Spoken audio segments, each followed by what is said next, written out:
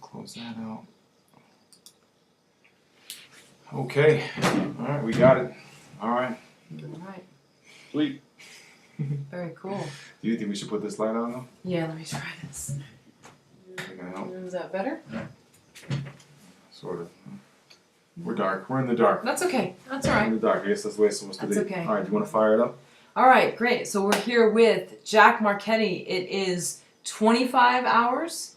Let's just say 24. 24 hours, 24 okay. is more dramatic. Okay, all right. Until until Judgment Day. Yeah. yeah, until the conclusion of Right. Four of a Kind campaign on Kickstarter. And we have the pleasure of speaking to you. What time is it there in Chicago, Jack? It is 10:07. Okay, great. All right. And Have you been getting a lot of sleep the last couple weeks, Jack? A lot less. Ever since I moved in with my girlfriend, like I used to be a crazy night owl. I used to be up till like 3 or 4 in the morning, and then the minute we moved in together, like 10 o'clock, I'm out. You know, but that hasn't been the case much lately or whatever. So, but I don't think I've been bad as Lucas. I think Lucas actually might be worrying more than I am, which is kind of funny. But you know. So you're not worried right now? I mean, you've been able. It's been impressive. You've been able to raise over, I think over almost $37,000 to this point. Yeah. But now we have to double the amount that you've raised in the next 24 hours. So, and you say you're not nervous. Well, I mean, I don't. Like, I wouldn't say. I mean, I'm not like, oh, it's no problem. It's going to happen. You know. So, but it's one of those like.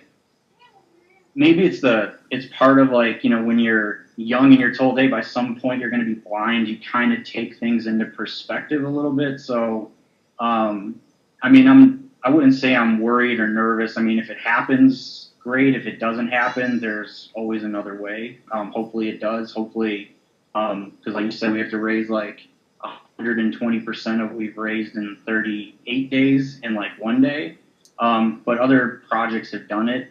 And, why not us? So, hopefully around 11:30 Central Time tomorrow, I'll be doing the Johnny Drama victory thing. And if not, back to the drawing board. Yeah, man. We hope so too, Jack. We definitely hope so too. I mean, can you talk about the day? I mean, do you remember the day when you were a little boy, where you were given this diagnosis and you were told that one day you would be blind? Yeah. So. The way it worked was my mom I didn't really know that I had like this debilitating disease until I was 13. I was diagnosed when I was 6. I just had no idea what that meant. I went to 2 pretty world-renowned like eye doctors twice a year, and I just thought, cool, I get out of school twice a year. And it never really dawned on me that something really weird was going on. Like they're doing blood work on me. They're hooking my eyes up to like electrodes and things like that to do EKGs and things like this. All just seemed completely normal to me, and I just figured I just have bad eyesight. It wasn't until I went and got contact lenses, and they couldn't correct me to 20/20, and he got really pissed at me for not reading the 20/20 line and yelled at my mom and said, your son was not mature enough for contacts. And I'm like, all right, so, sorry. And my mom yelled at him, like, he's got cone rod dystrophy, you jackass. That's why you can't see the 20/20 line. I was like, okay. I'm like, what the hell is cone rod dystrophy? And, obviously there wasn't Google back then. And so that was when my mom basically said, look, you have this condition. It's not as bad as, at least she was under the assumption at the time, it's not as bad as what's the worst kind, which is called retinitis pigmentosa. But it was basically at that point where it's like, if you get through puberty, you might have a shot at keeping at least some semblance of normal vision. Because a lot of people get diagnosed with this and a year later they're blind. Or, if it's the unknown nature of it is what really kind of sucks with it. Because, I made it to 30, I'm like, good. I can still see pretty well in comparison. And that was around the time where my brother's vision just, like, his was always better than mine, and then bam, like, he was bumping into things like 20 times more than usual, and like stopped driving, he couldn't really work anymore. He went and got on disability, and he's only 3 years older than me. So, it's just, kind of one of those things where, I've dealt with it so long that, I kind of came to terms and grips with it a long time ago. Like, I stopped having a pity party for myself like a long time ago, because it's like no one's, it's one of those, like, control the things you can control, and kind of just deal with the rest. And there's nothing they can do about it. So there's really no point in, like, dwelling on it, which I've noticed because it sucks, right? I mean, you're going blind, right? It's one of the senses you kind of really, really want to hold on to. So it really sucks, but I kind of came to grips with it a long time ago, and it, there's no point in kind of dwelling on it at this point. So hope answers your question. And Jack, does anyone else in your family have this besides your brother? My mom is a carrier. Okay. However, she's second generation Irish, I believe. So they've never found anyone else that had it. So my only guess is that there was someone in Ireland that was a relative of ours that probably was bumping into things, and they just assumed it was a drunk, and that's why he was bumping into things, as opposed to having, a retinal disease or something along those lines. But no, we've never found anyone else that has the same condition now. Yeah, and Jack, I mean, how often is it a daily thing? Is it an hourly thing? Is it a weekly thing? How often does it kind of flash through your mind, and you sort of deal with, like, one day sort of this whole world that I see is going, I'm not going to see this world anymore. I mean, how often does that hit you? I think if I thought about it as often as I think some people think I might think about it, I'd go crazy. Yeah. I try, it's like one of those, like I said, probably some point in my teens, I was like, you know what, if it happens, it happens. If it doesn't, it doesn't. I'm going to try and enjoy life, and whatever happens, as long as I can see it, and the lights go out or whatever, deal with it then. But I try not to think about it, probably because there's nothing I can do about it. It would be one thing if it was like, if I was like a heavy smoker still, and my doctor was like, if you quit smoking, you're gonna, improve, or potentially, you'll be able to maintain vision longer, and my dumb ass was still smoking or something like that. And then I'd probably keep thinking like, oh, I need to quit or whatever. But I quit some time ago.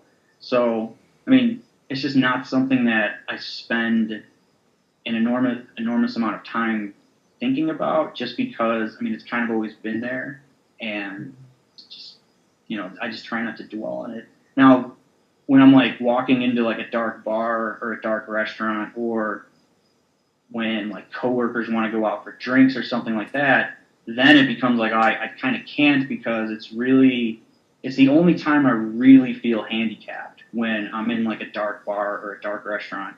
And it's always weird when you have to ask your coworker, like, dude, can you walk me to the bathroom? It's just kind of strange things like that you just kind of, it just made me feel uncomfortable. So I just kind of like, what, you guys enjoy, go, until someone finds me like a bar that's not dark. But my idea of what dark is probably what your idea of dark is probably drastically different or whatever. So a lot of people are like, it's bright in here, and I'm like, I can't see a damn thing. So yeah. Do your coworkers know about the campaign, and they know about the whole story? I mean, how much? Oh yeah. I work at an ad agency, so part of me thought, I'm like, this is cool. I work with a bunch of people that know how to get the word out, and I was like, this is gonna be great, and it worked a little bit. I think a big assumption that I think I had, and I think a big assumption that Lucas had, well, there were two that both he and I had that just didn't come true at all. One was kind of local media, like perhaps like the local, I mean, Chicago has two major newspapers, it's a pretty big media market. I figure, and they're pretty big on when people, like local people, do film stuff because we're not really known for film stuff. And I was like, I'm pretty sure some of them would be interested in this, and it turned out to not be the case at all. And we reached out, and just no one was really interested. And then the second thing was like charities for the blind. Like this would be a really kind of feel good, interesting story. I think that like a charity set up to help kind of people like me who are then, you know, trying to maintain as much independence as possible, things like that, and going out and fulfilling a dream while you still can, and they kind of had no interest in it either. My only guess would be either A, they just didn't like the idea, or they didn't like the fact that the fundraising aspect of it. That's my only guess. I mean, I don't really know. But so yeah, so I mean, I had like a bunch of people that I did work with reach out to, you know, there's like a site called Agency Spy, which is kind of like not really DMZ, but it's kind of like that for advertising. It's like everyone goes to Agency Spy to like kind of get the nuts and bolts on what's going on in the industry, and they did a really nice piece on me, which was kind of how a lot of the people I work with found out about it, because I didn't want to send out a mass emails, hey everyone, look at my Kickstarter, give me $5. I kind of hoped that they would find it organically, and so that was like, they saw me on Agency Spy, and they're like, dude, what the hell are you doing on Agency Spy? I'm like, read the article. And so they read the article, and like that day, like, you know, people I didn't even know I worked with came by, and they're like, oh, because we had a pretty big expansion about a year ago. But you know, they came by and like, oh, great work on that, and like, you know, my inbox was flooding with people giving me hundreds of dollars, and it was pretty surreal or whatever. I mean, you guys have gone through Kickstarter, so you know how it is when like someone you've never heard of is like, here's $500, and it's like cool, you know. Yeah. So. Yeah, no, yeah, you know, yeah, we're going through it right now. I mean,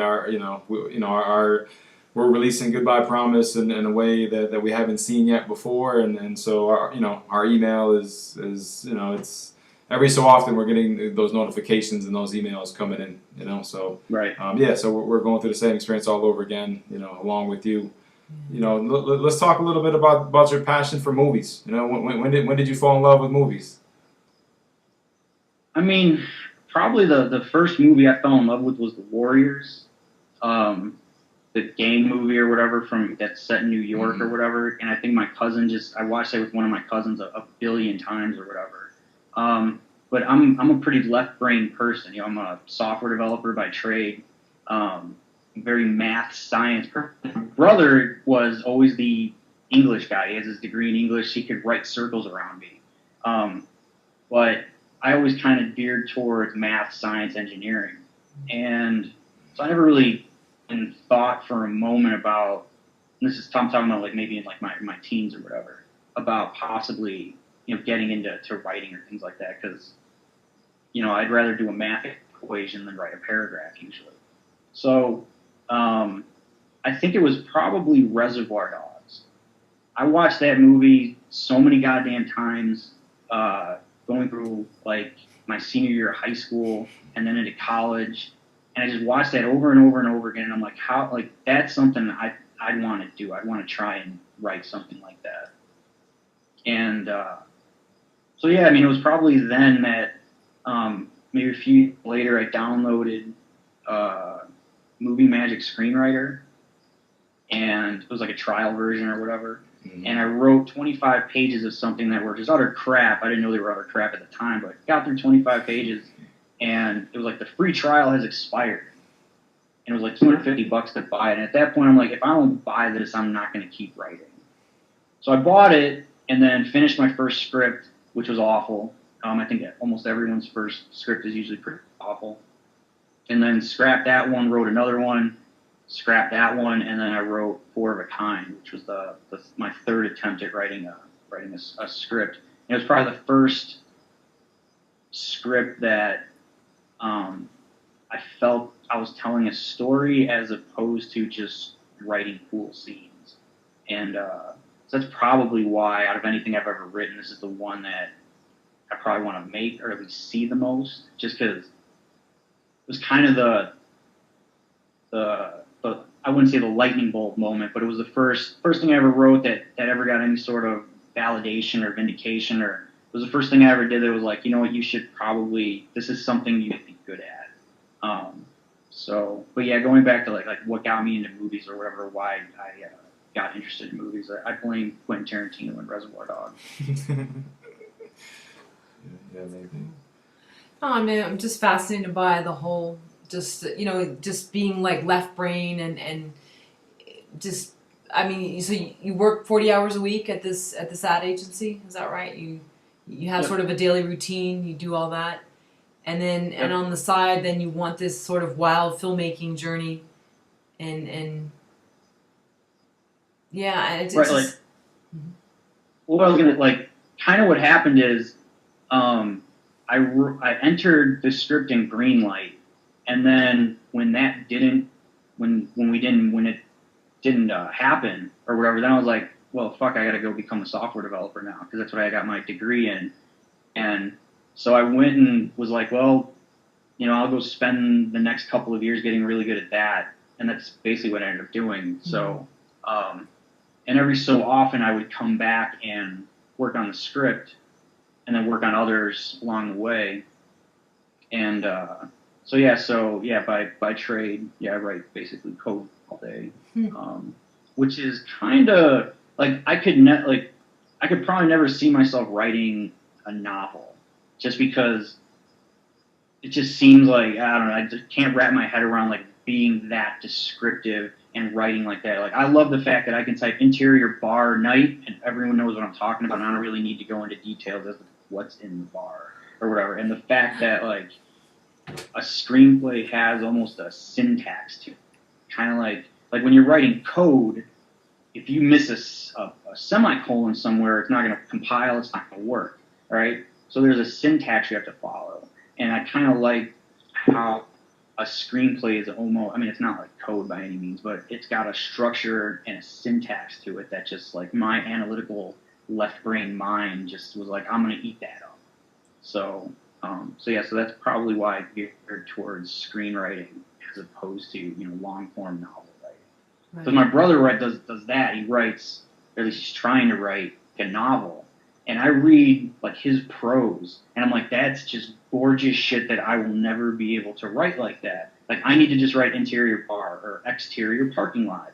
And the way he's just able to, get words together or whatever just blows me away. Probably blows him away that I can get a computer to, enter in a few commands and whatever you want. So, so it kind of worked. He and I actually worked on a script together, which was really interesting. As I basically told him, like, look, you write it in Word, write long form, very detailed, and I'll take what you did and take 3 paragraphs and condense it down into 3 action lines. Because for some reason he can't seem to do that. He overwrites everything. Right. So right. I'm kind of work well together, and hopefully, if this does or doesn't work, I'm assuming I'll still, because he has no interest, even I think if he had good eyesight or his vision was still functioning properly, he had no interest in like directing whatsoever. He's like, it's all, no thanks. I have no interest in that. Although it was kind of funny when he had brought up like, I have no interest in ever directing anything, and then we were working on a script together, and he's like, if this ever gets made, I want them to say the line like this, and the trailer should be like this, and this should be like that. And I'm like, that's called directing, right? He's like, oh, maybe I would like it. It's kind of funny. So, but yeah, we kind of work well together. Ever since we moved apart from each other, because when we lived together, we just beat the shit out of each other all the time, as brothers kind of do. Well, that was what I was going to ask you. Where is he living now? Is he in Illinois or? Yeah, he lives actually on the far south side of Chicago in a neighborhood called Beverly. So he's actually in Chicago proper, in the actual city. I live just outside the city limits in a suburb called Riverside. But we both grew up, in the same neighborhood in the city for, about 30 years. Okay. All right. How did you meet Lucas? How did you get involved with Lucas? When I was kind of looking around at other Kickstarters or just kind of Googling around like what I think the search term was probably something along the lines of like, do narrative films raise as much money as documentaries? Because my first thought was documentaries will always raise more money than a narrative film because there's somewhat of a cause built in. And so I found one of his articles that he had written, and the fact that he took like a data mining approach and had charts and percentages and things like that, and I'm like, oh, I'll just eat all this up or whatever. And so he completely like changed my perception of like what Kickstarters work and which ones don't, and where you should put your DVD as opposed to something else and things along those lines. And they all kind of, as far as like what succeeds and what doesn't, as far as like, are you raising the full budget? Are you raising, just finishing funds, the full thing, documentaries, shorts, or they all kind of succeed and fail around the same kind of rate or whatever. And so that's kind of how I found him. And I just sent him an email. And I'm like, I really liked what you did, blah, blah, blah. And he's like, thanks, and then from then on, we just kind of started talking from there. And early on, I kind of realized I'm going to need, considering I had absolutely no following whatsoever, I think I had 300 Twitter followers, maybe. And so I was like, I'm going to need, not necessarily a team, but I'm going to need someone else like that's going to come along for the ride. And, while I'm on a computer all day at work, which gives me access to like Twitter to do things like that. Like there's going to be days where I'm just not going to be able to give this the full attention it needs during the daytime. And so if I have someone else out there that's also helping, so that's kind of how we got in touch. I'm curious, what's your take on social media in terms of how much time you should put into something? Because you do spend 8 hours, maybe plus, on the computer. And I know for me, when I've had jobs doing that, the last thing I want to do when I come home is sit at the computer and deal and face it. I want to be doing something where I'm moving around. So how do you feel about that? Because so many people think it's a necessary evil, if you want to call it, or a fun thing, whatever it is, in terms of creating a presence online. Well, I'm a complete computer nerd, obviously, so I'm completely comfortable sitting 20 hours a day Are you? Okay. at a keyboard. Totally. So, Nice. So this was like, I'm all for it. I'm like, I never leave the seat, right? Okay. I should really invest in like a stand-up desk, or else I'm gonna be obese in a few years. So, so I didn't mind that at all, just because if I'm not on my computer, I'm on my phone, or I'm on my laptop, or I'm on my iPad. I got you. Okay.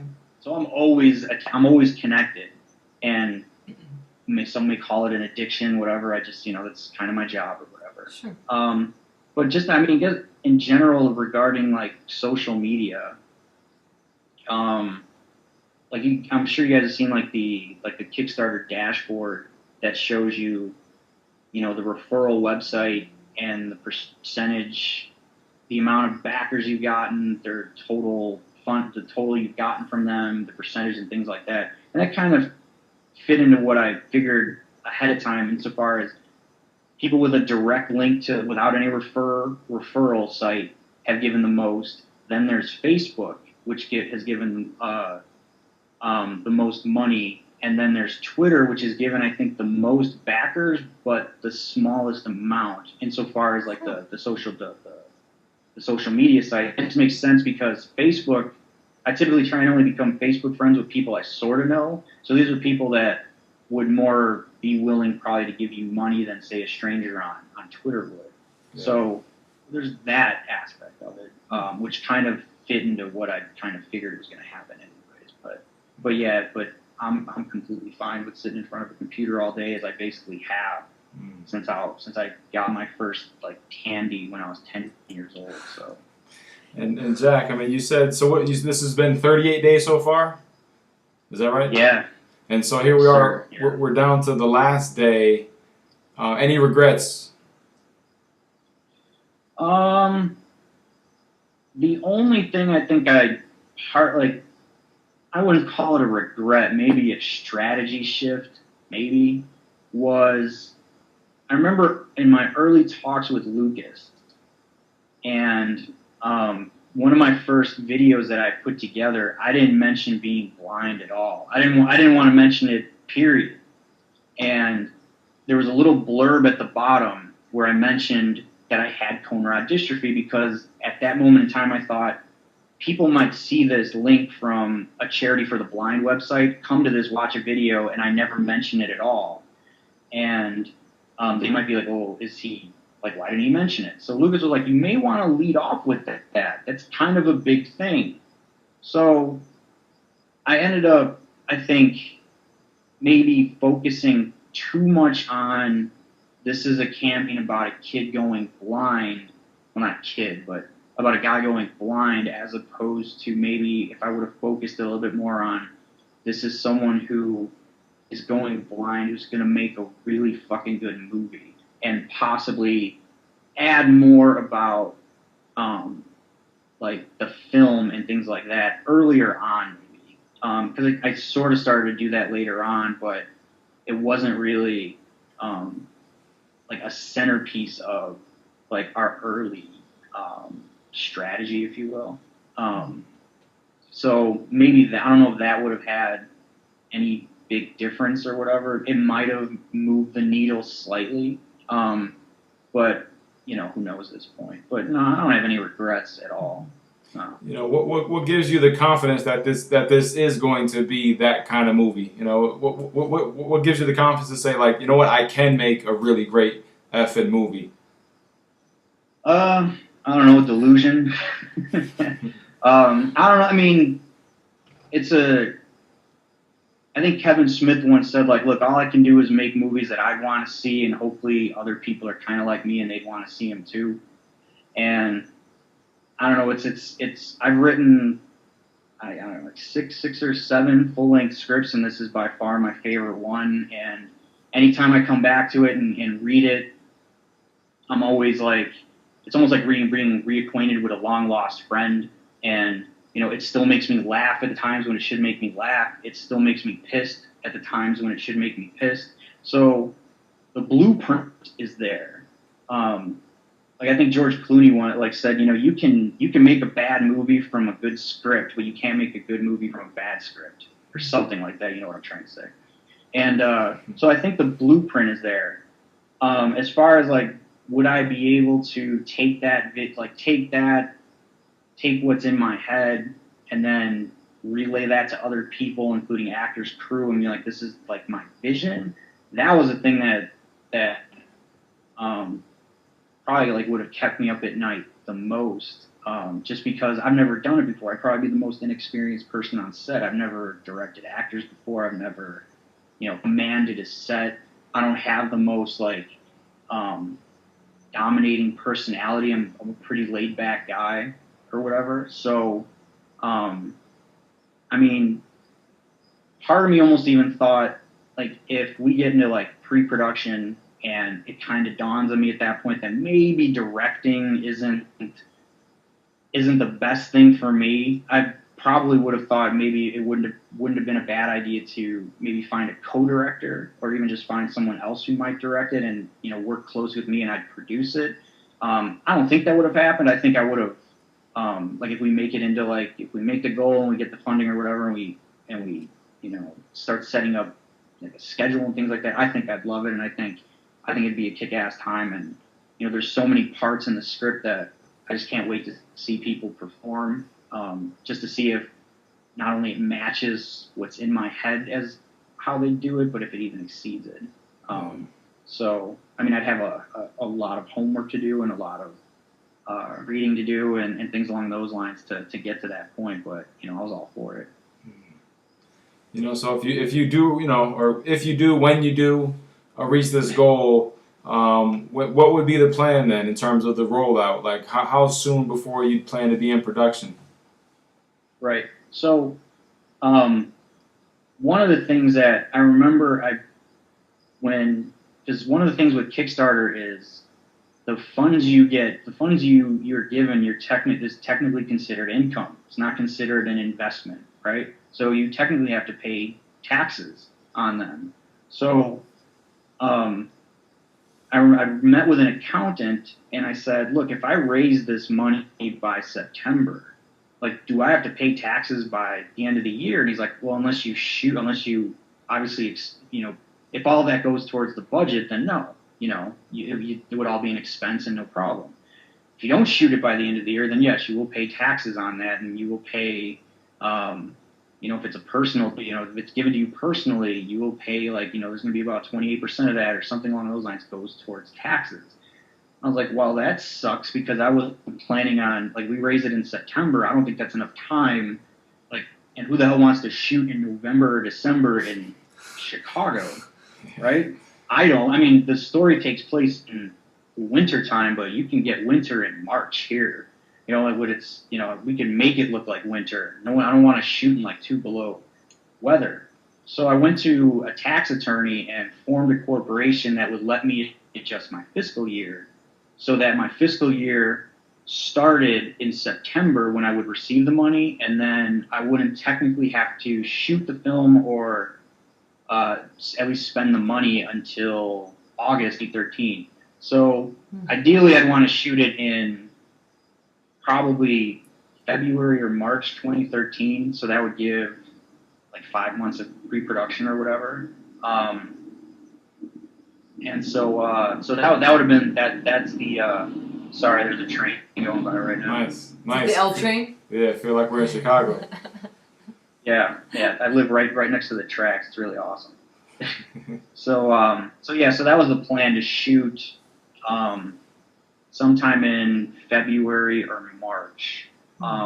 However, one of the other ideas was, let's say we raise the money and we end up with $100,000, and then to potentially go out to other private investments, say, look, we raised this on our own. Would you be interested in, you kick in 50, or you kick in 100, or you kick in 10, or whatever, right? So we started going down that path, then we probably would have extended out the start time. And then at that point, if we start actually raising significantly more money than the taxes I would have owed on Kickstarter would have been the corporate rate would have ended up being something along I don't know, it's 16% or something like that. I would have ended, which sucks because Amazon gets their cut, Kickstarter gets their cut, then Uncle Sam would get their cut, even though all of it would be going towards the budget of the film. And there's technically I'm going to get way into the weeds here, but there's an accounting method called accrual accounting or whatever, where you can then expense out or something along those lines for something that hasn't been produced yet or something along those lines. So that would have been possibly an option. But yeah, so back to your original question, February or March would have been, Nice. If we relied on just the Kickstarter that would have been when we started production. Nice. I guess one thing I wanted to bring up, Jack, is we know that, I guess, doing sort of these public interviews has been something that you've resisted, during this stretch. I'm not sure. I mean, have you done any radio or video appearances? You have done that already? I haven't done video. I've done 3 or 4 radio, and Interviews.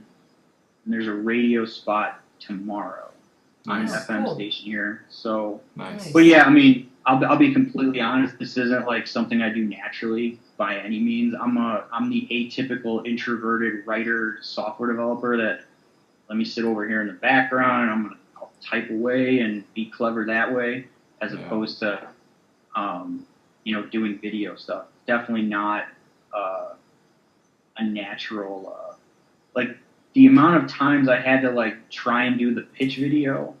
I mean, it was kind of ridiculous because almost every instance of one, just not a fan of watching myself on video or anything like that, and it's just not something that comes naturally by any means. So yes, it's not the most comfortable thing in the world for me to do.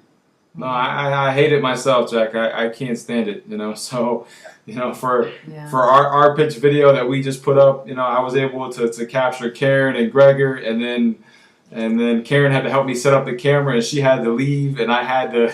Yeah. It took me a couple hours, and she's like, "You still going in there?" I'm like, "Yeah, I'm trying. I'm trying to get these thoughts out," and I get really critical, and I'm just not a fan of being in front of the camera myself. Yeah. I'm the same way. I mean, I had to leave the house and for a little bit, and then it was like 100 degrees out. So I'm just like, I have to be in the air conditioning. So let me just go in this back room and hibernate on the computer. And Dave was able to finish it. But it's hard. It's not easy because, we're critical of ourselves, and we're like, oh, I want to do this over again, and so I get it. But I commend you for doing this tonight. Thank you. Yeah. It's really nice. Yeah. Right. I mean, it kind of came to like the point where it's like, as far as like one of your questions about regret or whatever, like the radio interview I have tomorrow, like part of me is almost like, do I really want to go on there and like them say, look, dude, you're like so far away, there's like not a chance in hell you're gonna make this, right? Which I'm assuming they might bring up or whatever, but just the chance that one dude who hears it, who knows whatever, right? You never know what can happen from it. So Sure. I didn't want to like end up like, well, if I would have done that or that, you never know what could have happened. So yeah. Well, like you said, we've seen it, so and regardless of what happens, it's just like, you just take it down to the wire, I mean, that's what it's all about for us as well. It's just like, no matter what happens, it worked out for us where this particular week, we had sort of freed up a little bit on our schedules just because we wanted to continue to push Goodbye Promise. So we had a little bit more time this week to devote to something, and it was last weekend where, we just really deliberated. It wasn't an easy decision to say, let's put in all this effort into our own thing, and then, and to kind of get the ball rolling and be like, okay, wait a minute, we're seeing our guy Jack over here, and it's looking like he needs some help here. He needs some force, he needs something, and we felt like, maybe we can, maybe he still won't reach the goal, but maybe we can create enough frenzy so that something comes out of it, and so it was a really tough decision because it's just like, what we're doing ourselves is already impossible, So then to look at something someone else is doing and saying like, man, that really looks impossible too. All right, let's stop doing our impossible and let's just put everything we have into what Jack's doing. But it's just like, it's like, the moment we made the decision and the moment we made the announcement and we got behind it, to some degree it was a big relief on our end because there's so much pressure that you feel, that clock is ticking, and it's just like, and you can't stop that clock from ticking, and all of a sudden we were sort of free from our own deal, and we've been able to take all that energy we have and anything that we can do, and we've put it toward you, and so that's all we can do is so we'll go to the wire. And we'll send out as many emails as we can. We'll do as many tweets as we can. We'll do as many text messages as we can, just to see how far we can push it. Because that's the way we like to live. We like to live going all out, giving it everything we have. Right, and I think since you guys got involved, I think we almost doubled, right? I mean, I was at like 20 with like a week to go, and it was like, it was a good showing, or whatever. It was, a lot more than I set it very high, obviously, like I said, because I had no interest in making a $5,000 or $10,000 or whatever. But like, I mean, getting to 20 was like, wow, I can't believe I got that hard. And then like to be almost at 40 is like, while it's not a good chance on the final day to get it, being at 40 is better than being at 20. And I basically owe that almost entirely to you guys like I'm amazed when I like see my Twitter account. I'm like, fuck. They're like tweeting everyone and like they're getting attention and shit. And it's like, considering like you got like the post up. I mean, you guys are in the middle of your own thing and you're like, we're gonna help dude over here, even though it may not work. Win or die trying, right? And I think you guys just exemplify that.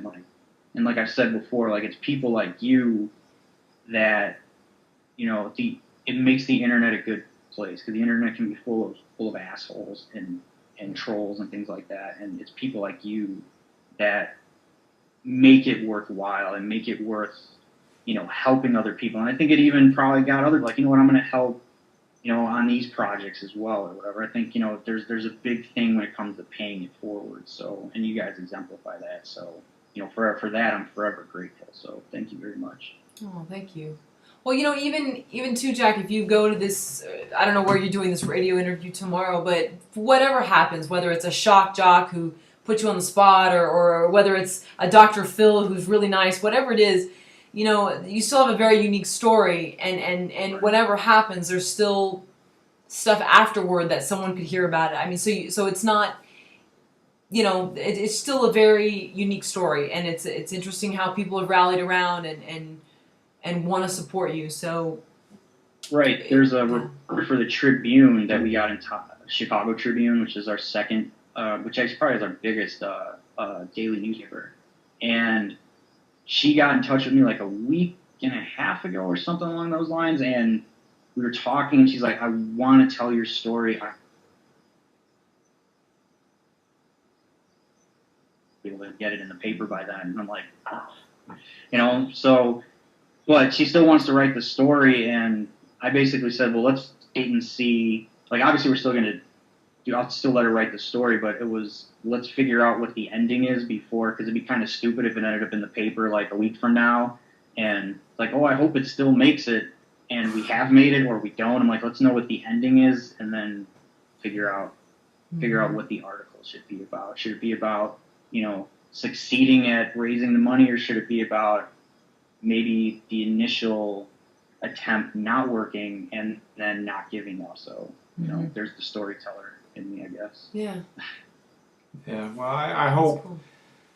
I hope with our efforts, certainly we're going to go down to the wire with you, and I hope it's more to have you get closer to actually pushing you to the goal rather than pushing you close enough where it builds up your hope, to not to make it, so.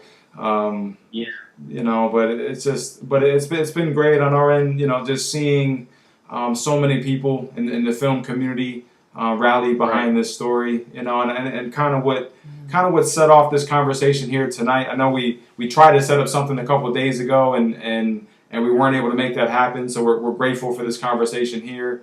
And you tweeted us, and you basically asked us, like, what would you guys do if you were in my shoes, in terms of just going all out, and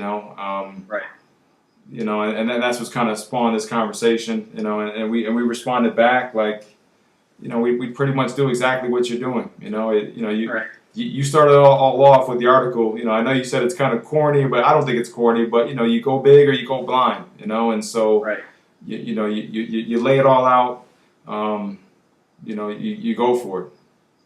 Right.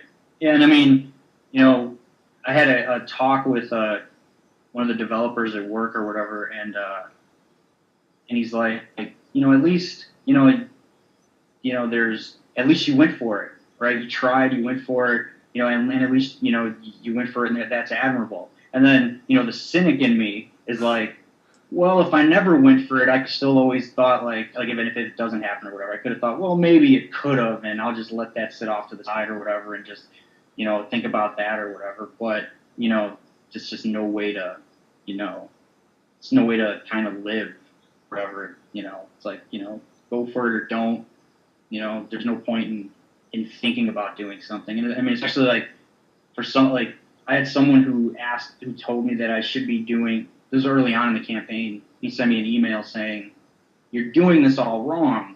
You need to make a bunch of shorts, submit them to film festivals, build up your craft, and then you raise the money to do a feature. And I'm like, did you watch the video or read anything? And he's like, yeah. I'm like, so that I might be blind in like a year or two, right? I don't really have the time to go and do shorts or whatever. And he's like, oh, that's a good point. He's like, well, good luck. And I was like, thanks, or whatever. So it's just kind of funny the things you get when you run a Kickstarter or whatever. But yeah, so we'll see what happens in about 23 hours at this point, 24 hours, give or take. Yeah, I know. I guess we all have to get back to the grind. We got to continue to spread the message. Are there any closing words? Yeah, closing words, or anything do you need anything we can do, or anything like you're thinking, like anything you want to know from our end? Do you have any questions for us or anything like that? the way I've closed every podcast or radio interview is I basically say, if you have a rich uncle who has ever thought about producing a film, send him the link. So hopefully that, you never know. All right. Well. And just real quick, what's going through your mind right now? I mean, you're about to go to sleep, and then you have to get up for work tomorrow, and is that right, or yeah?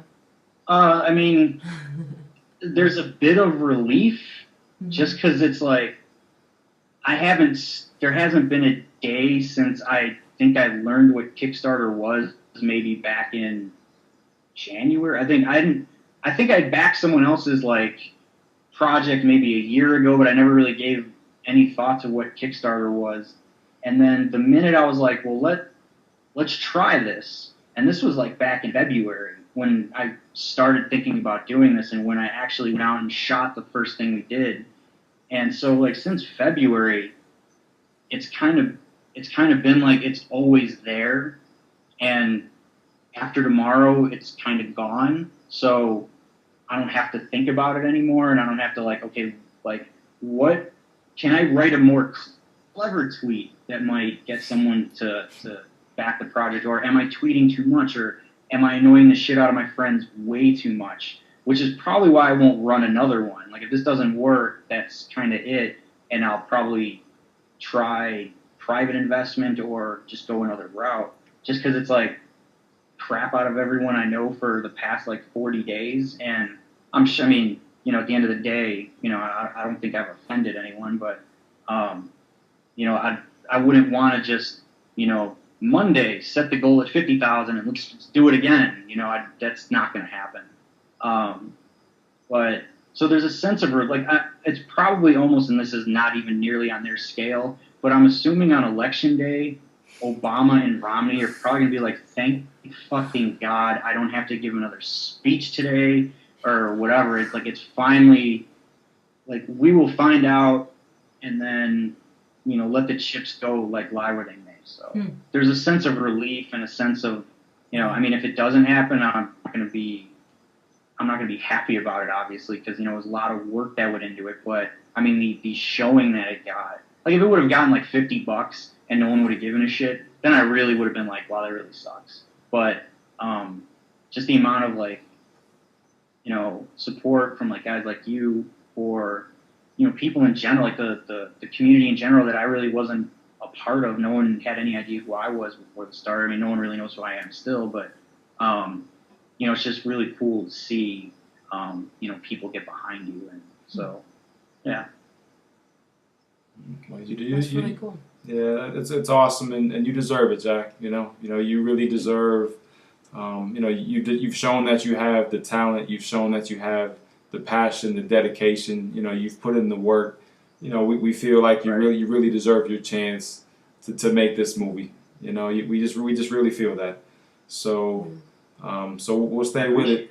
We'll stay with it. And so we're kind of hearing from you that this is the last stand. This is it. These next 24 hours. So let's right. Just, yeah, I definitely won't.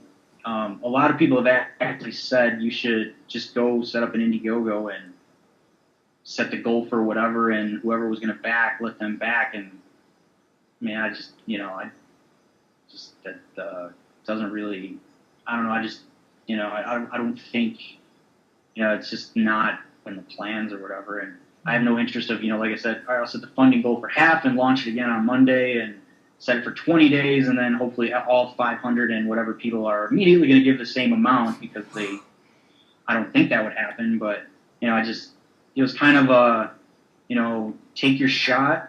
Sometimes you get home runs. Babe Ruth struck out a lot.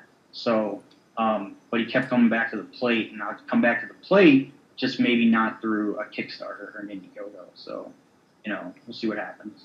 Yeah. Well, we want to thank you for sharing your story, Jack. Thank you, Jack. And this is really cool. Yeah. Just as the campaign ends one way or the other, that doesn't mean the story ends. So you just continue to work it, and we'll just we'll see if there's a greater story at play or whatever the case is going to be. Absolutely, man, and I appreciate you guys finally getting me on here. I know it was I'm not the quickest to say, yeah, let me get on video and chat away. So, hopefully I'll see you guys at the finish line.